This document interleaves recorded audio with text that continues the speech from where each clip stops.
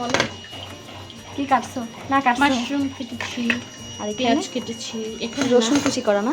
হ্যাঁ, আমি মাশরুম কেটেছি, চিকেন ম্যারিনেট করেছি, আর হচ্ছে পেঁয়াজ কেটেছি। আর এটার মধ্যে কি চলতেছে এখন? মানে ও শুধুই পানি। এই যে এটা বলো। আদা বাটা, রসুন বাটা, সয়া সস, ম্যাগি সস, গোলমরিচের গুঁড়া, ঝালের গুঁড়া। আচ্ছা, আর এই হচ্ছে পেঁয়াজ কিউব করে কাটা। আমার ফোন আসছে।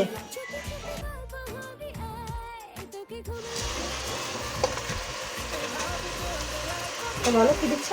পেঁয়াজ পেঁয়াজ দিচ্ছি, পেঁয়াজ দিয়ে মাংসটা একটু ভাজা ভাজা করবো, তারপরে ক্যাপসিকাম আর সবার কাছে যায় আর পাস্তা নিতে শিখি, তবে এখন পাস্তা গুঁড়োর কাছে চলে আসছি। পাস্তা গুঁড়ো, কারণ এটাকে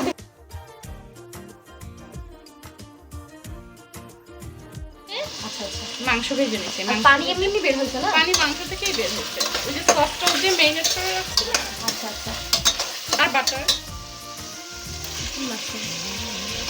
মাশরুম আর ক্যাপসিকাম একসাথে দিচ্ছি।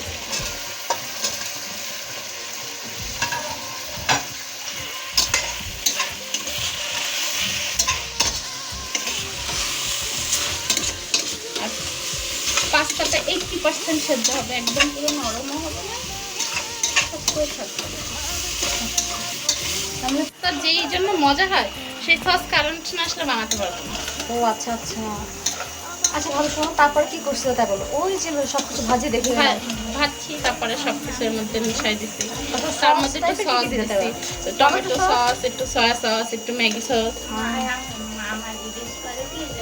এখন বলো এটাতে কি কি দিয়ে করছো সেটা এখন বলো। এটাতে সবটাতে- সরিষা, হ্যাঁ, তারপর 1 টিস্পুন সরিষা, 1 টিস্পুন সাদা গোলমরিচের গুঁড়া, 1 টেবিল স্পুন চিনি, সামান্য লবণ, আর 1 কোয়া রসুন, আর ডিম আর তেল, শেষ। কুসুম টুসুম সব সহ না? রসুন সহ। আচ্ছা, ওইটা একদম এই সব সস একবারে সব কিছু ওকে হয়ে যাওয়ার পর একদম শেষে দিতে হবে না? হ্যাঁ, ওটা একদম শেষ হয়ে যাবে।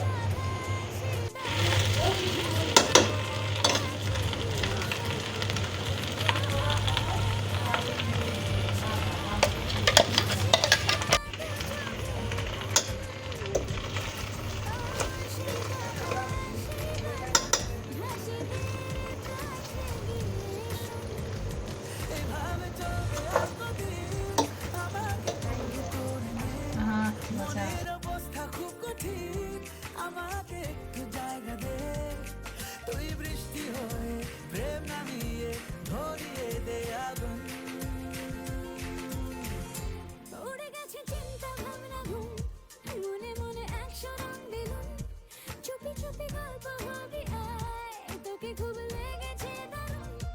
এভাবে চলবে আর কদিন